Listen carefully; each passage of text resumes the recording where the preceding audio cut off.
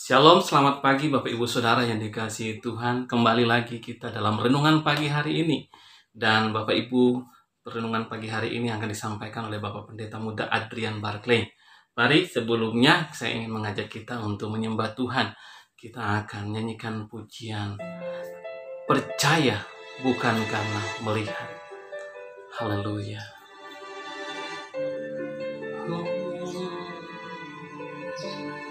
Mari nyanyikan bersama-sama. Kekuatan di hidupku, ku dapat di dalam-Mu. Kau teguhkan hatiku, tiada yang mustahil bagimu.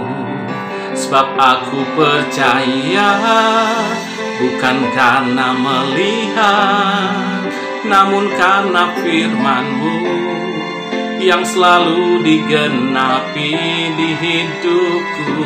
Ku percaya bukan karena melihat, namun karena firman-Mu tiada pernah berubah.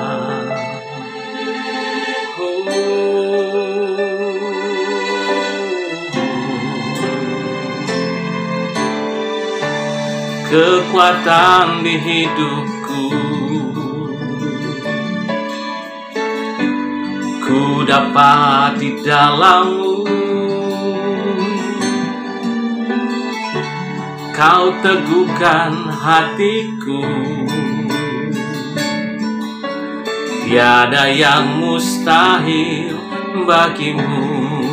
Sebab aku percaya bukan karena melihat, namun karena firman-Mu yang selalu digenapi di hidupku.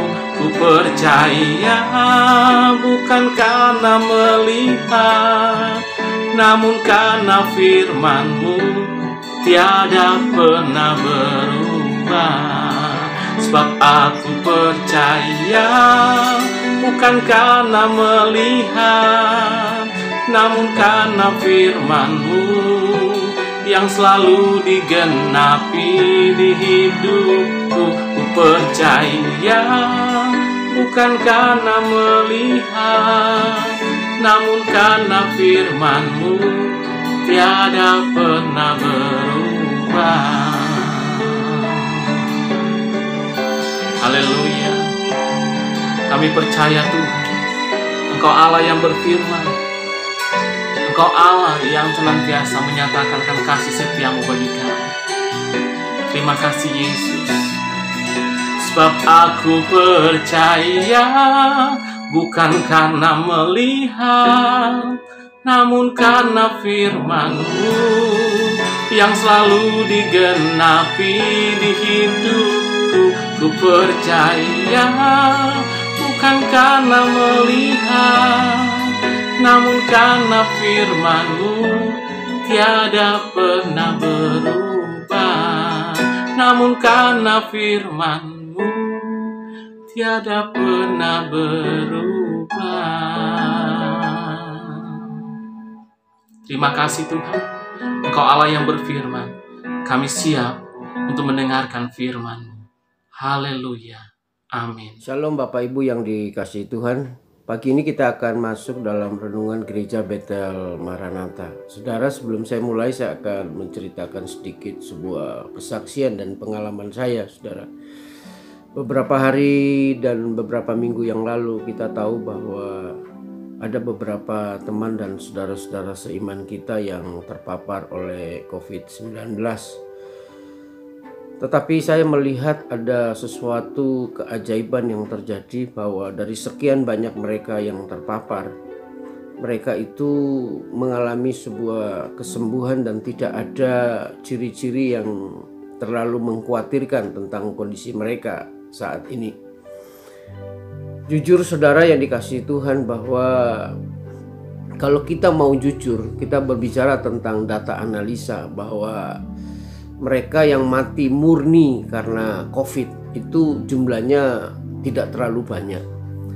Data yang ada di Indonesia dikatakan bahwa Indonesia ini adalah angka kematian yang tertinggi. Tetapi kalaupun juga tertinggi, saya melihat dari data yang ada, angka kematian karena COVID di Indonesia itu hanya 3,6%. Artinya bahwa dari 100 orang yang terkena, hanya 3 dan 4 orang yang meninggal dunia. Dan kalaupun mereka meninggal dunia itu disebabkan bukan karena penyakit COVID murni, karena mereka terdeteksi terkena virus itu terlambat, dan kedua ada penyakit-penyakit penyerta yang menyertai mereka sehingga akhirnya mereka tidak tertolong.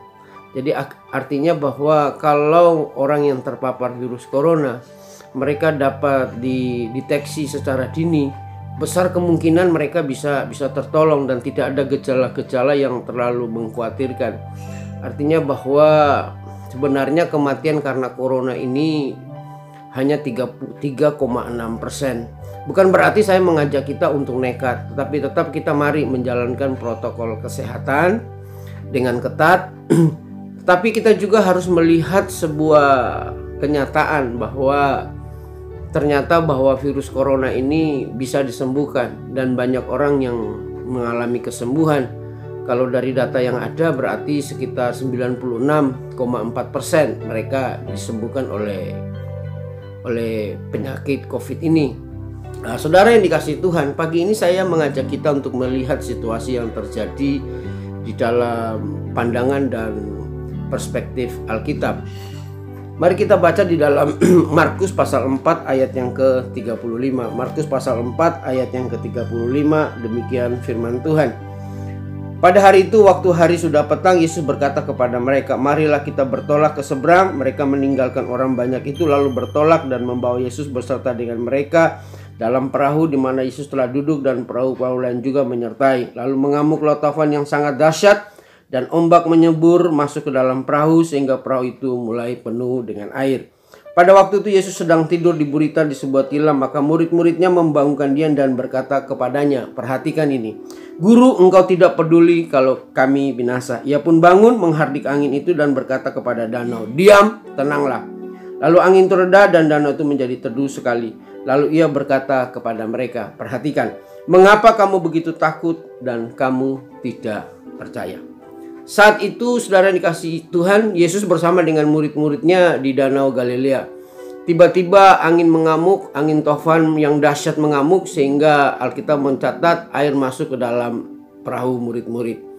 Saat itu kondisi Yesus sedang tertidur dan dalam keadaan panik murid-murid akhirnya membangunkan Yesus dan mereka berkata kepada Yesus, "Guru, mengapa engkau tidak pedulikan kami binasa?" Lalu ringkas cerita, Yesus bangun dan menghardik angin itu dan berkata, "Diam dan tenanglah," sehingga danau itu pun menjadi tenang.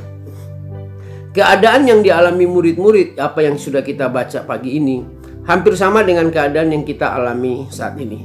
Seperti virus corona yang telah menjadi gelombang yang dahsyat dan mematikan. Dan saya tahu bahwa minggu-minggu belakangan ini kita cukup digemparkan dengan virus corona. Dan juga memang jumlah orang yang terpapar semakin meningkat.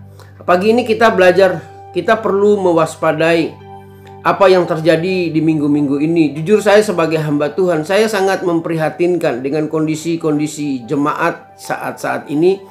Saat mereka menghadapi dan mendengar berita, bahkan ada beberapa saudara kita yang diizinkan Tuhan, mereka mengalami terinfeksi virus corona. Tetapi kita harus mewaspadai, karena di balik berita dan di balik kejadian yang kita alami saat-saat ini, saya mau katakan iblis sedang bekerja dan mengambil keuntungan dari diri orang-orang percaya. Berdasarkan kisah yang kita baca pagi hari ini, yang pertama bahwa dalam persoalan dan virus corona yang kita alami saat ini, iblis sedang mengambil keuntungan. Yang pertama, keuntungan apa yang dia ambil? Kalau kita baca di ayat yang ke-40, Yesus berkata begini, "Mengapa kamu begitu takut? Mengapa kamu tidak percaya?" Yang pertama, iblis membuat kita ketakutan. Agenda setan yang pertama saat ini adalah membuat kita menjadi takut. Mungkin saudara berkata, takut itu manusiawi. Ya, memang betul. Tetapi Tuhan tidak mau kita menjadi begitu takut, sehingga kekuatan yang ada di dalam diri kita itu menjadi lemah. Dan ini yang harus kita mewaspadai, saudara yang dikasihi Tuhan. Kita harus sadar bahwa memang virus corona ini menjalar begitu cepat. Tetapi kita juga harus sadar bahwa mereka pun yang sembuh itu banyak. Ya, angka kematiannya pun hanya 3,6. Bukan berarti saya berkata bahwa saudara tidak perlu berjaga-jaga. Tidak. Saya tidak mengatakan itu. Yang saya ingin katakan, mari kita memberikan porsi yang tepat terhadap virus corona. Saya berulang-ulang kali mengatakan jangan sampai kita memberikan mahkota kemuliaan kepada virus corona, sehingga virus corona ini menjadi sesuatu momok yang membuat kita menjadi takut. Tetapi saya ingin katakan bahwa kemuliaan itu hanya untuk Yesus Kristus, bukan untuk virus corona. Saudara yang dikasihi Tuhan, ketakutan itu memang sesuatu yang manusiawi. Tetapi begitu takut, itu adalah sesuatu yang tidak dibolehkan. Dan itu ditegur oleh Yesus kepada murid-murid. Mengapa engkau begitu takut? Ketakutan adalah senjata iblis untuk membunuh keberanian orang-orang percaya, dan menghancurkan keyakinan dan kepercayaan kita, dan melemahkan kekuatan iman orang-orang percaya. Untuk itu saudara yang dikasihi Tuhan, saya menasihatkan kepada saudara, hati-hati. Agenda iblis terbesar saat ini adalah dia membuat orang-orang percaya menjadi lumpuh, dan dia menebar rasa ketakutan yang begitu luar biasa. Amsal 24 ayat 10 berkata, jikalau engkau tawar hati pada masa kesesakan, kecillah kekuatanmu. Hari-hari ini kita mendapat banyak berita, dan kita melihat ada saudara-saudara kita yang terkena COVID. Ya, kita sehati kita berdoa supaya mereka juga mengalami kesembuhan. Tetapi mari juga kita menahan diri untuk tidak memberitakan tentang saudara-saudara kita yang saat-saat ini mereka hanya membutuhkan dukungan saudara. Kalau saudara tidak bisa mendukung mereka, ya sudah, bagian kita adalah diam. Karena saudara yang dikasihi Tuhan, mari di dalam suasana seperti ini kita diuji untuk saling mendoakan satu dengan yang lain. Saudara yang dikasihi Tuhan, iblis saat ini saya ingin katakan bahwa dia memiliki satu tujuan, yaitu dia membuat orang-orang percaya menjadi takut, sehingga kekuatan kita menjadi lemah, dan bahkan saudara, akal sehat kita itu menjadi hilang. Ingat, ada atau tidak adanya corona, manusia itu pasti mati. Dan kematian itu ada di tangan Tuhan. Bukan berarti bahwa mereka yang mati karena corona itu adalah mereka yang mati dalam kondisi dikutuk oleh Tuhan. Lantas orang yang mati tidak karena corona, mereka adalah orang-orang suci. Tidak, Alkitab tidak pernah mencatat dan membahas tentang cara kematian. Tetapi Alkitab selalu membahas cara kita hidup. Jadi saudara yang dikasihi Tuhan, kita jangan mengusungkan dada dan mencela orang-orang yang dipanggil Tuhan karena mereka mati terkena virus corona. Sebaiknya kita sebagai orang percaya, kita mendoakan keluarga supaya mereka diberikan kekuatan kepada Tuhan. Memang tidak mudah saudara, kalau ada dari keluarga mereka yang dipanggil Tuhan. Saya mengikuti 2 kali pemakaman orang-orang yang meninggal karena virus corona. Mereka mendapat pelayanan tidak semestinya seperti orang-orang yang sakit pada umumnya. Ya, tentu juga keluarga harus menyadari. Tetapi saya sebagai hamba Tuhan, saya semaksimal mungkin untuk bisa hadir dan memberikan doa pada saat pemakaman dengan tetap menjaga protokol kesehatan. Saudara yang dikasihi Tuhan, di dalam 2 Timotius pasal 1 ayat yang ke-7, 2 Timotius pasal 1 ayat yang ke-7, demikian firman Tuhan. Sebab Allah memberikan kepada kita bukan roh ketakutan, melainkan roh yang membangkitkan kekuatan, kasih, dan ketertiban. Ketahuilah bahwa ketakutan itu datangnya dari setan. Dan ketakutan itu tidak datang dari Tuhan. Karena Alkitab berkata bahwa Tuhan memberikan kepada kita roh yang membangkitkan keberanian, kekuatan, kasih, dan ketertiban. Untuk itu saudara yang dikasihi Tuhan, Kita harus hati-hati saat-saat seperti ini. Jangan sampai kita terjebak dan masuk dalam permainan setan, sehingga kita menjadi orang-orang percaya yang begitu takut. Yang kedua, saudara, agenda iblis di masa-masa seperti ini adalah iblis ingin melumpuhkan iman percaya kita. Iblis ingin melumpuhkan iman percaya kita. Di ayat yang ke-40, demikian firman Tuhan, Yesus berkata, lalu ia berkata kepada mereka, mengapa kamu begitu takut? Mengapa kamu tidak percaya? Pekerjaan iblis yang kedua, saudara, di tengah-tengah badai COVID saat ini adalah melumpuhkan iman percaya kita.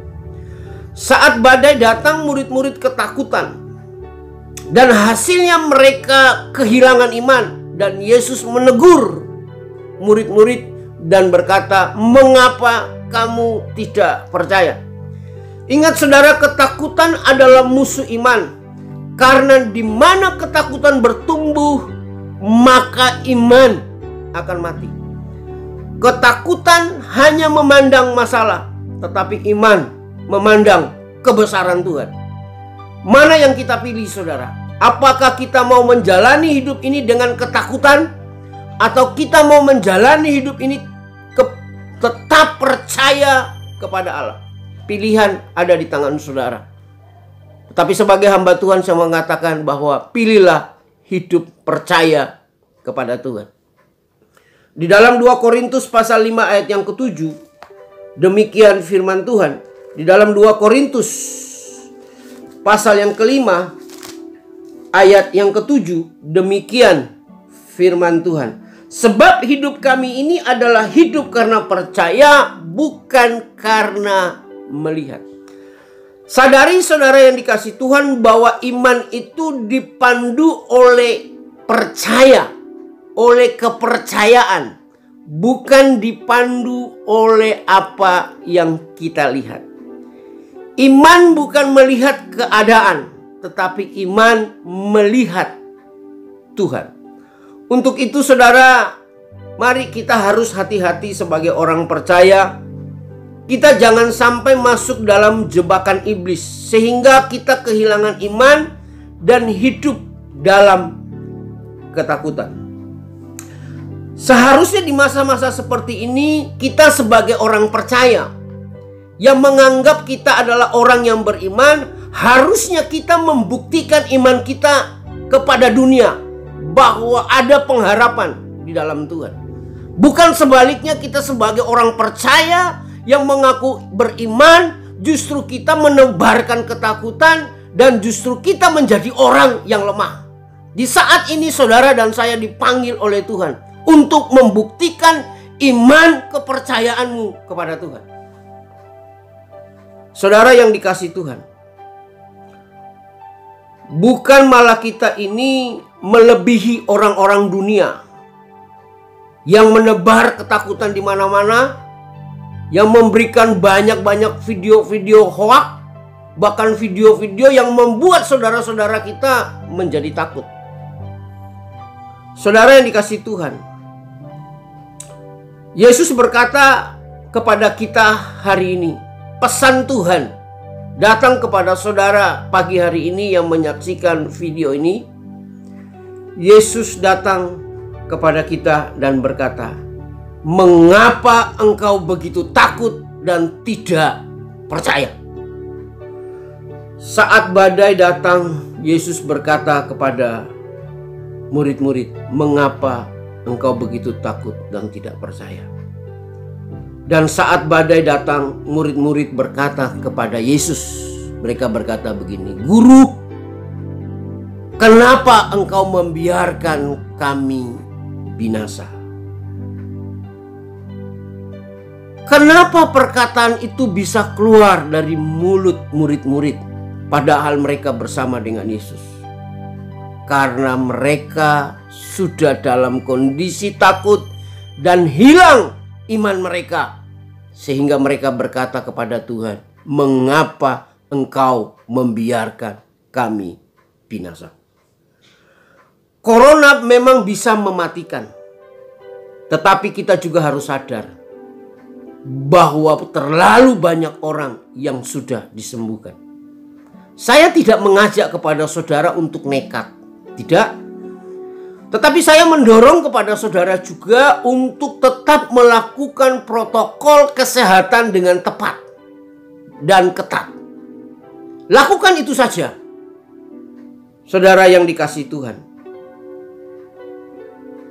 Corona memang bisa mematikan, tetapi angka kesembuhan itu 90% ke atas. Kepada saudara-saudara yang terpapar virus corona saat ini, saya mau katakan, terkena corona bukan berarti akhir dari segala-galanya. Karena harapan untuk sembuh itu besar. Dan kalau pengharapan itu kita taruh di dalam Tuhan, maka pengharapan itu tidak mengecewakan. Mungkin saudara berkata, tetapi Pak, kan ada yang meninggal karena corona. Ya, ada corona atau tidak ada corona, toh orang juga akan mati. Tuhan yang menghidupkan dan Tuhan yang mematikan. Dan apakah saudara bisa mengatakan bahwa mereka yang mati karena corona adalah mereka yang hidupnya dikutuk oleh Tuhan? Tidak juga. Cara kematian orang itu bisa berbeda-beda, tetapi cara hidup yang harus kita perhatikan. Jangan sampai kita dipanggil Tuhan dalam kondisi kita sudah tidak percaya. Jangan sampai ketakutan yang membunuh saudara bukan karena corona.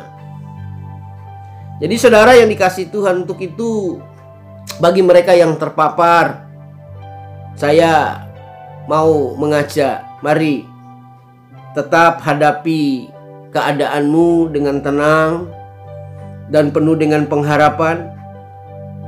Apapun yang terjadi hari-hari ini, saya mengajak kita jangan takut. Tetap kuatkan iman dan kepercayaanmu kepada Tuhan. Dan saya juga berharap agar kita semua bisa menahan diri untuk tidak menyebarkan informasi yang belum tentu kebenarannya. Dan kalaupun berita itu benar adanya, saya berpikir bahwa sebaiknya tidak untuk dipublikasikan. Karena Alkitab berkata segala sesuatu itu boleh, tetapi belum tentu segala sesuatu itu berguna, bermanfaat dan membangun. Mungkin bagi saudara bermanfaat, bagi saudara membangun. Tetapi bagaimana dengan saudara-saudara kita yang imannya dalam keadaan lemah? Mungkin justru berita yang kita sebarkan itu justru membuat mereka iman mereka menjadi lemah dan akhirnya mereka dalam ketakutan. Jadi mari saudara yang dikasihi Tuhan, kita sungguh menyadari bahwa mereka yang terpapar virus corona, mereka sedang bergumul dengan cukup kuat. Sebenarnya bagian kita sebagai tubuh Kristus, kita saling mendoakan.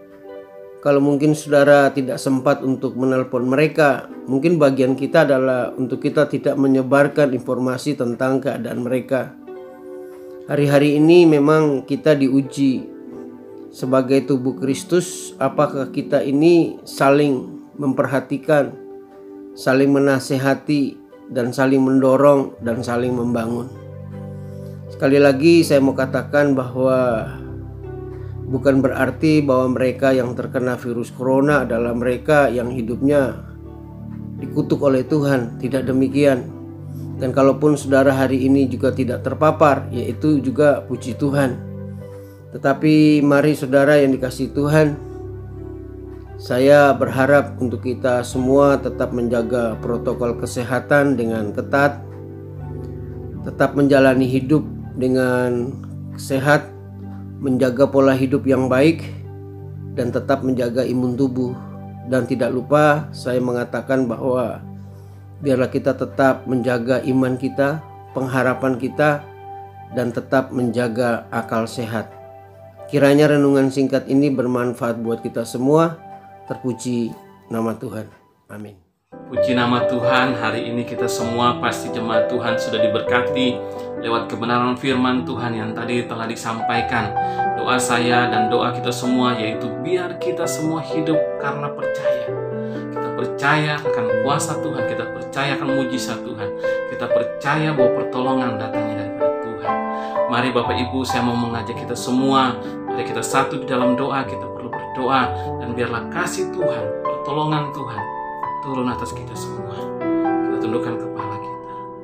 Bapa di sorga, kami datang kepadamu Tuhan pagi hari ini. Kami percaya bahwa pertolongan kami datangnya daripada Engkau. Kami percaya Engkau Allah yang berkuasa. Engkau Allah yang menyatakan akan kasih setiamu bagi setiap kami. Kami percaya Tuhan Engkau tidak pernah terlambat menolong kami. Engkau Tuhan Allah penyembuh kami. Engkau Allah yang menyembuhkan setiap sakit penyakit kami. Dan di dalam nama Yesus Tuhan kami, setiap kami jemaat Tuhan yang ada dalam kondisi sakit, pagi hari ini kami doakan, di dalam nama Yesus Tuhan sembuhkan, Tuhan jamah. Kami semua kami percaya oleh bilur Tuhan Yesus, oleh nama Yesus jadilah sembuh.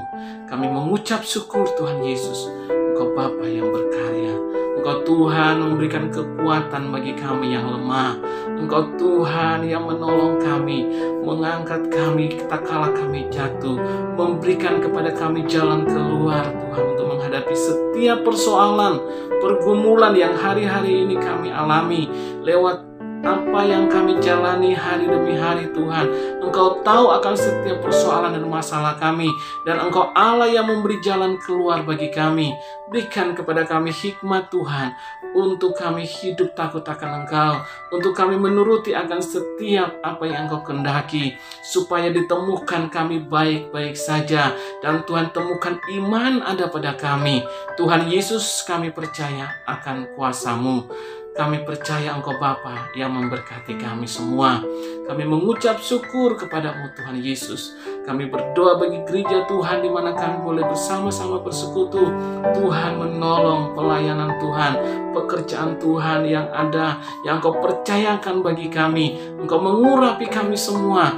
Biarlah kami hidup dalam takut akan Engkau, hidup dalam kekudusan, menurut akan rencana-Mu dan kehendak-Mu Tuhan.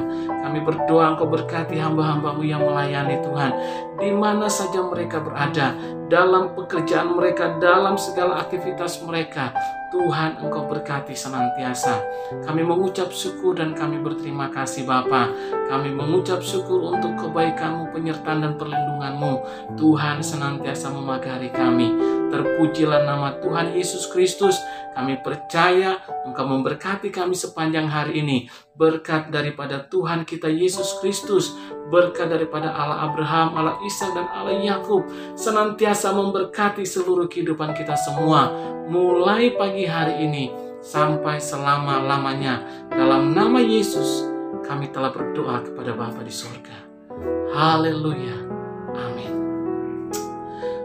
Terima kasih untuk kesempatan di mana Bapak Ibu sama-sama mengikuti renungan pagi bersama dengan kita, dan saya percaya Bapak Ibu diberkati oleh Tuhan. Sampai ketemu lagi dalam renungan besok hari. Saya percaya Bapak Ibu senantiasa harus bertumbuh di dalam Tuhan. Tuhan Yesus memberkati kita semua. Amin.